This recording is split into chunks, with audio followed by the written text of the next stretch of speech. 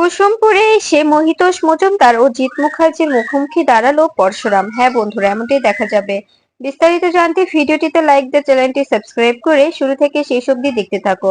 গল্পের শুরুতেই দেখা যাবে পরশুরামকে হসপিটালে নিয়ে আসে শীতল। তখনই শীতল বলতে থাকে, তুমি তুমি কেন বুঝতে পারছো না পরশুরাম? এরকম করে যদি চলতে থাকে তোমাকে কোনোভাবে বাঁচানো সম্ভব হবে না। একটু একটু নিজের দিকে তাকাও। তখনই তখনই দেখা যাবে পরশুরাম বলতে থাকে, তুমি তো জানো শীতল, আমি যদি এখন এখন এই প্রতিশোধটা না নিই তবে একে একে ওরা সবাই এখান থেকে পালিয়ে যাবে। কখনো আর আমি ওদের নাগাল পাবো না। আমাকে যারা যারা যারা যারা মারার প্ল্যানে যুক্ত ছিল তাদের আমি কাউকে ধরতে পারবো না। তখন এই কথা শুনে শীতল বলতে থাকে, হ্যাঁ আমি জানি, কিন্তু কিন্তু এটাও তো সত্যি, যদি নিজের কিছু হয়ে যায়। আজকে তুমি তোমার তোমার হাউজিং এ গিয়েছিলে, ওখানে তোমার ছেলে হয়তোবা লক্ষ্য করেছিল আমাকে। যদি তটিনী কোনোভাবে বুঝে যেত, ও তো প্রায় এসেই পড়েছিল, তখন কি হতে পারতো তোমার কোনো ধারণা আছে? এই কথা শুনে দেখা যাবে শীতলের কথা শুনে পরশুরাম বলছে, হ্যাঁ বুঝতে পারছি, বুঝতে পারছি তো কি হতে পারতো, কিন্তু কিন্তু সত্যি তো আমি তো আমার ছেলে মেয়েগুলোকে খুব মিস করছি। আমার ছেলে মেয়েগুলো কষ্ট পাচ্ছে, ওরা কাঁদছে, ওরা খাওয়া দাওয়া করছে না ঠিকভাবে, শুধু শুধু আমার কথাই ভাবছে। আমি কি করে নিজে এখানে ভালো থাকি বলো তো? তখন এই কথা শুনে শীতল বলবে, তুমি ভালো নেই, তুমি ভালো নেই, তুমি তুমি কি করে ভালো আছো বলো তো? তুমি নিজেকে ভালো থাকার অজুহাত কি করে দিতে পারো? তুমি তো একটুও ভালো নেই। তোমার দিকে তাকালেই মনে হয় তুমি তুমি কতটা কষ্টে আছো। এ কথা শুনে শিবপ্রসাদ বলতে থাকে, হ্যাঁ আমি কষ্ট আছি, কিন্তু কিন্তু এই কষ্টটা আমি কষ্ট মনে করি না। আমার বাচ্চাগুলো আমাকে না পেয়ে যতটা কষ্ট পাচ্ছে ততটা কষ্ট তো আমি পাচ্ছি না। তখন তখন এই কথা শুনে দেখা যাবে শীতল বলছে, তুমি তুমি এখন কি করতে চাইছো? এবার এবার কে টার্গেট? তখনই শিবপ্রসাদ বলতে থাকে, আমি তোমাকে সবটা জানিয়ে দেব শীতল, কে কে টার্গেট আছে। একে একে আমি সবাইকে শিক্ষা দেব। যারা যারা আমাকে মারতে চেয়েছিল তাদের বিরুদ্ধে আমি আমি রুখে দাঁড়াবো। কাউকে ছাড়বো না আমি। এ কথা শুনে শিবপ্রসাদ বলতে থাকে, হ্যাঁ হ্যাঁ, তুমি তো সবকিছুতেই নিজেকে পারদর্শী মনে করো, তাই না? এবার তো তোমার শরীরটার দিকেও একটু দেখতে হবে। এরপরেই শিবপ্রসাদ বলবে, হ্যাঁ শীতল, আমি জানি যে তুমি আমাকে নিয়ে অনেকটা ভাবো। আমার কিচ্ছু হবে না, কারণ কারণ আমার কিছু তুমি হতেই দেবে না। আমি যদি কোনো বিপদে পড়ি, আমি না চাইলেও তুমি আমাকে রক্ষা করবে, সেটুকু বিশ্বাস তোমার প্রতি আমার তৈরি হয়ে গেছে। এ কথা শুনে শীতল বলতে থাকে, ভালোবাসি, প্রচন্ড ভালোবাসি, তার কারণেই তো তোমার কিছু আমি সহ্য করতে পারি না। হয়তোবা ওখানে থেকে আমার র্যাকেটের সঙ্গে থেকে তোমাকে একটু আমার ঘোরানো হয়েছে, কিন্তু বিশ্বাস করো, আমি তোমাকে কষ্ট দিয়ে অনেক কেঁদেছি। দিনের পরে দিন, রাতের পরে রাত আমি শুধু কেঁদে গেছি, কেঁদে কেঁদে বালিশ ভিজিয়েছি, কিন্তু কেউ কেউ আমার কান্নাটা দেখেনি। এবং তুমিও কখনো বোঝোনি আমাকে, আমি সত্যি তোমাকে কতটা ভালোবেসেছিলাম। এ কথা শুনে পরশুরাম বলতে থাকে, সরি সরি শীতল, সরি, কিন্তু তুমি আমাকে ভালোবাসো আর আমি ভালোবাসি তটিনীকে নিজের থেকেও বেশি। বিশ্বাস করো, আমি তটিনীকে ছাড়া বাঁচতে পারবো না। তটিনীকে আমি এতটাই ভালোবাসি, তোমাকে বলে বোঝাতে পারবো না। তখন শীতল বলতে থাকে, আমি তোমাকে নতুন জন্ম দিয়েছি, তুমি শুধু আমার। আমি তটিনীর কাছে তোমাকে কিছুতেই যেতে দেব না। আমি এটা এটা কিছুতেই মেনে নেব না শিবপ্রসাদ। তখনই শিবপ্রসাদ বলতে থাকে, ভালোবাসা দূর থেকেই সুন্দর। তুমি আমাকে যেভাবে ভালোবাসো সেভাবে ভালোবেসে যাও। প্লিজ আমাকে আমাকে আমার ছেলে মেয়ের থেকে আলাদা করো না। এ কথা শুনে শীতল বলবে, কেন? আমি তো তোমাকে তোমার ছেলে মেয়ের থেকে আলাদা করতে বলিনি। তটিনী তোমাকে মেরেছিল, তটিনী অপরাধী, তটিনীকে তুমি জেলে পাঠাবে আর তুমি আমাকে আমাকে আপন করে নেবে, আমাকে নিয়ে তোমার ছেলে মেয়েকে নিয়ে সংসার করবে। এরপরে শিবপ্রসাদ চুপ করে থাকে, কোনো কথা বলে না। এরপরে দেখা যাবে শিবপ্রসাদ বলতে থাকে, আজকে আজকে আমাকে কুসুমপুরে যেতে হবে, কিছু লোকের মুখোমুখি দাঁড়াতে হবে। তখনই এ কথা শুনে শীতল অবাক হয়ে যায়। শীতল বলতে থাকে, তার মানে কার কথা বলছো তুমি? তখনই শিবপ্রসাদ বলতে থাকে, আমার কাছে খবর আছে যে আজকে আজকে মহিতোষ মজুমদার, জিৎ মুখার্জি ও সৌরভ এখানে আসবে। এখানে এসে দেখবে যে এখানে কি হচ্ছে। এভাবে এভাবে প্রতিনিয়ত যারা যারা পরশুরামকে মেরেছিল তারা কি করে খুন হচ্ছে, এটাই এটা ওরা খুঁটিয়ে দেখবে, তাই আমাকেও আমাকেও তো ওখানে যেতে হবে। আজকে ওদের মুখোমুখি দাঁড়াবো, বিশেষ করে মহিতোষ মজুমদার, ওনার মুখোমুখি আমাকে দাঁড়াতেই হবে। তখনই শীতল বলতে থাকে, আমি তো সামনে আসতে পারবো না, আমি যদি সামনে আসি তবে কি আমাকে মেরে দেবে। তখন এই কথা শুনে শিবপ্রসাদ বলতে থাকে, তোমাকে সামনে আসতে হবে না শীতল, আমি তোমাকে সামনে আসতে বলিনি, আমি একাই যাব, ওরা আমার কোনো কিচ্ছু করতে পারবে না। এই পরশুরামের ক্ষতি করা সম্ভবই না, যদি করতে পারতো তবে আগেই তিনটে বুলেটে পরশুরামের ক্ষতি হয়ে যেত। তিনটে বুলেট যখন পরশুরামে কিছু করতে পারেনি, তবে এখনো পারবে না। এরপরে দেখা যাবে বলরাম ফোন করে পরশুরামকে আর বলতে থাকে, তুই রেডি তো? তখনই তখনই দেখা যাবে পরশুরাম বলতে থাকে, হ্যাঁ আমি রেডি, তোরা আসছিস তো? তখনই বলরাম ও মায়া বলতে থাকে, হ্যাঁ বস, আমরা আমরা ওদের সঙ্গে যাচ্ছি না, কিন্তু আমরা নিজেদের মতো করে যাচ্ছি। আজকে আজকে একটা হেস্তনেস্ত করতেই হবে স্যার। স্যার তটিনী বৌদির বিরুদ্ধে অনেক বড় একটা চক্রান্ত করেছে, আমরা আমরা দুজনেই সেটা সেটা খুব ভালো করে বুঝতে পারছি। তুমি তো নেই, তাই তুমি বুঝতে পারছো না। তখনই পরশুরাম বলতে থাকে, মায়া চিন্তা করো না, সবকিছু আমি ঠিকঠাক করে দেব। আমার তটিনীকে আমি কোনোভাবে ফাঁসতে দেব না, তটিনীকে আমি অবশ্যই অবশ্যই ওখান থেকে রক্ষা করে নিয়ে আসবো। এরপরে শীতল বলতে থাকে, তুমি বুঝতে পারছো না, আমি খুব ভালো করেই জানি তটিনী তোমাকে শুট করেছিল, সেটা তুমি আমাকে নিজের মুখে বলেছো। তখনই শিবপ্রসাদ বলতে থাকে, আমি বারবার বলছি তটিনী তটিনী আমাকে শুট করতে পারে না, ও আমাকে প্রচন্ড ভালোবাসে, ও কখনো কখনো আমাকে শুট করতে পারে না। এটা এটা অনেক বড় একটা চক্রান্ত, যে চক্রান্তটা চাল চালছে আমাদেরই স্যার মহিতোষ মজুমদার ও সৌরভ। এই কথা শুনে অবাক হয়ে যায় শীতল। শীতল বলতে থাকে, সত্যি যদি এমনটা হয় তবে তবে কি তুমি ওদেরকে শাস্তি দেবে না পরশুরাম? তখনই পরশুরাম বলতে থাকে, আমি তো বলেছি যে এই চক্রান্তের সঙ্গে জড়িত তাদের সবাইকে আমি একে একে শাস্তি দেব। এরপরে দেখা যাবে পরশুরাম ডক্টরের সঙ্গে কথা বলে আর বলতে থাকে, আমাকে আজকেও বেরোতে হবে। তখনই ডক্টর বলতে থাকে, সত্যি আপনাকে আমি কিছুতেই বোঝাতে পারছি না যে আপনি জীবনে এভাবে ঝুঁকি নিতে পারেন না, এভাবে নিজের জীবনে ঝুঁকি নিয়ে কিন্তু নিজেকে আপনি মৃত্যুর মুখে ঠেলে দিচ্ছেন, আপনি কিন্তু মৃত্যুকে বরণ করে নিচ্ছেন। প্লিজ এভাবে এভাবে আর নয়, এভাবে চলতে থাকলে কিন্তু আপনাকে সত্যি আর বাঁচানো যাবে না। এতটা ব্লাড আর দেওয়া যাচ্ছে না, এতটা ব্লাড দিলে আপনার শরীরের পুরো ব্লাডটাই তো শেষ হয়ে যাবে, তাই না? সবটাই দেওয়া ব্লাড থাকবে। এ কথা শুনে পরশুরাম বলতে থাকে, আমাকে আমাকে তো যেতেই হবে স্যার, আপনি তো জানেন আমার ব্যাপার স্যাপার, আমি তো সবটাই আপনার সঙ্গে শেয়ার করেছি যে আমি আমি কি করে এখানে এসেছি, আমি আমি আসলে কে, সবটাই তো জানেন। তবে তবে আমাকে তো সেই সেই হত্যার প্রতিশোধ নিতে হবে, তাই না? আমাকে যারা এভাবে এভাবে মেরে ফেলতে চাইলো তাদের বিরুদ্ধে আমার আমার রুখে দাঁড়াতে হবে না? আমার বাচ্চাগুলো আমার জন্য অপেক্ষা করছে, তাদেরকে শাস্তি দিয়ে আমার বাচ্চাগুলোর সঙ্গে আমাকে দেখা করতে হবে, ওদের কাছে ফিরতে হবে। তখনই ডক্টর বলতে থাকে, কি বলছেন আপনি? এরপরে শীতলকে জিজ্ঞাসা করলে শীতল বলতে থাকে, আমি কি আর বলবো, ও যা বলছে তাই করতে হবে।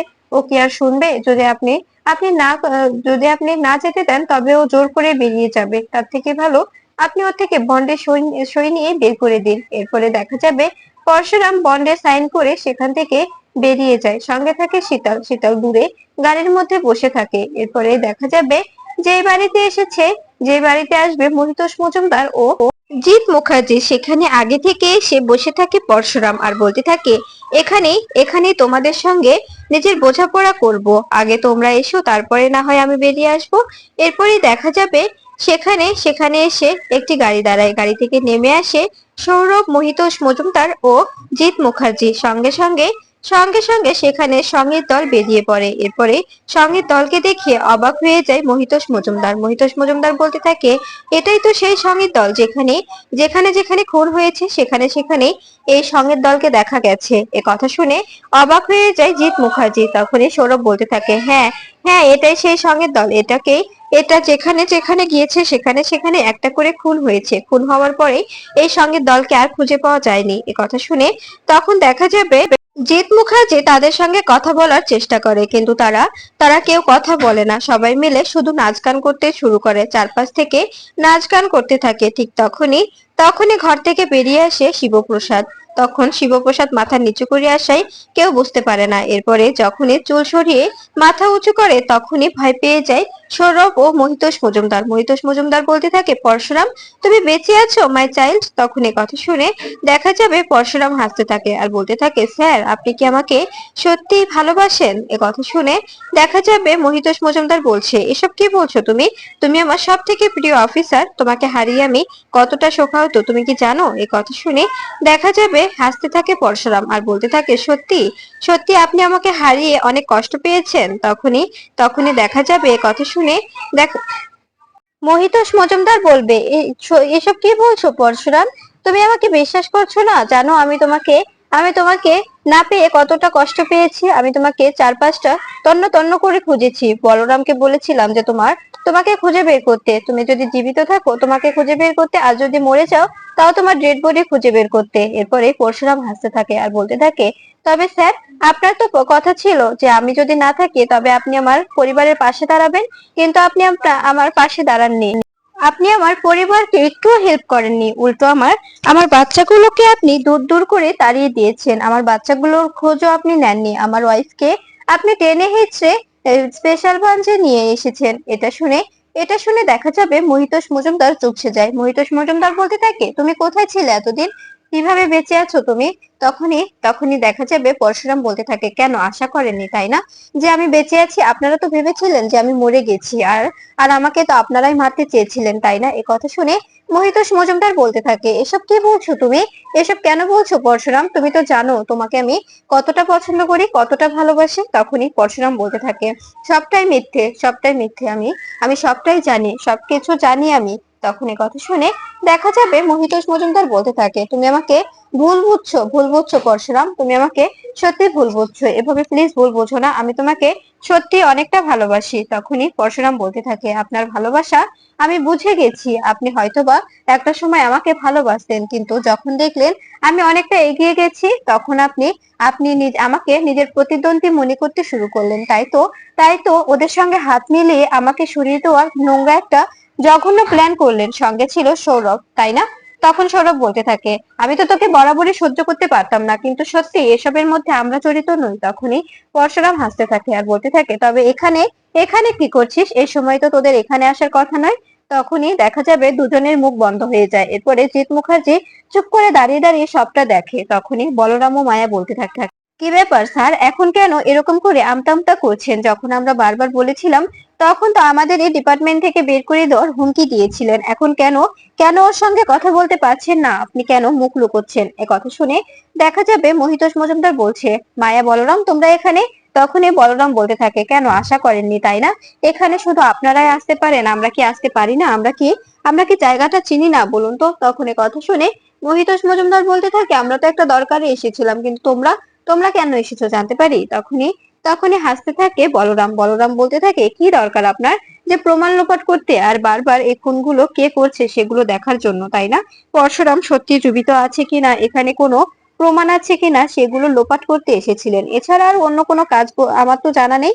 তখন এই কথা শুনে দেখা যাবে সবাই অবাক অবাক হয়ে যায়। এরপরে দেখা যাবে এদিকে দেখা যাবে তটিনী বাচ্চাগুলোকে নিয়ে কাঁদছে আর বলছে, আমি আমি কি করব তোদের? আমি কি করে তোদের পায়ের কাছে নিয়ে যাব? তোদের পা কোথায় আছে, কি করছে আমি কিচ্ছু জানি না। তোদের পাকে সবাই বলছে মৃত। যদি সত্যি তোদের পা বেঁচে থাকে তবে তবে কেন আসছে না আমাদের কাছে? তোদের পা মনে করছে আমি ওকে শুট করেছি, তার কারণেই ও আসতে চাইছে না। আমি জানি, বিশ্বাস কর, আমি তোদের পাকে মারিনি। তখনই লাট্টু বেকু তটিনীকে জড়িয়ে কাঁদতে থাকে আর বলতে থাকে, মাম্মি আমরা জানি যে তুমি আমাদের পাকে কিছুতেই মারতে পারো না, কারণ তুমি আমাদের পাকে অনেকটা ভালোবাসো। আমাদের পাকে তুমি নিজের থেকেও বেশি ভালোবাসো, তাই আমরা জানি যে তুমি কিছুতেই আমাদের পায়ের কোনো ক্ষতি হতে দিতে পারো না। তখন এ কথা শুনে দেখা যাবে লাট্টু বলতে থাকে, কিন্তু মাম্মি এখন কি হবে? সবাই তো বলছে তুমি পাকে মেরেছো, তোমাকে যদি এখান থেকে ওরা নিয়ে চলে যায় তবে তবে আমরা কাদের কাছে থাকবো বলো?